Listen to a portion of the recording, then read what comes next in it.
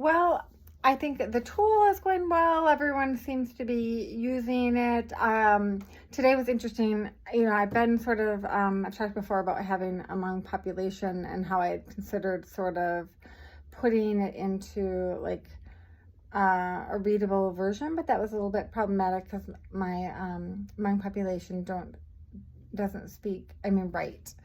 But then today was so interesting. So I was doing a verbal of the suicide screening, and I don't know, like somehow it was interpreted, and I was like, because for the most part I haven't had a lot of like people who have ever acted or needed the assessment, and today almost was like, okay, today I'm gonna need this. But then when I asked some clarifying questions, the client was just saying that she thinks about she worries about death, and like she worries about not waking up, but actually she was not suicidal. She was actually just sort of having anxiety about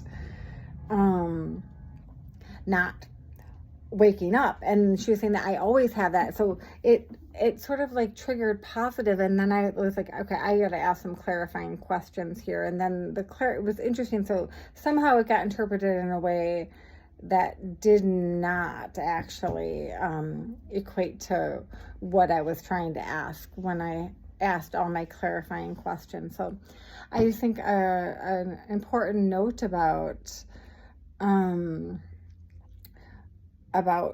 assessment and cross-language stuff. And then I was really, because I thought it was going to be it seemed like it was triggered positive for the checklist, and I realized I was wondering what sort of cross-cultural boundary, like things were going to come up if we were to do the intervention, like because normally I do a written like suicide plan, but I know that like this is on the phone, and reading and writing is a concern. So it kind of brought up some other issues, just of like, what, goodness, what would have that looked like? But always just something to consider when we're having to do some cross-cultural language stuff. It might change the meanings a little bit.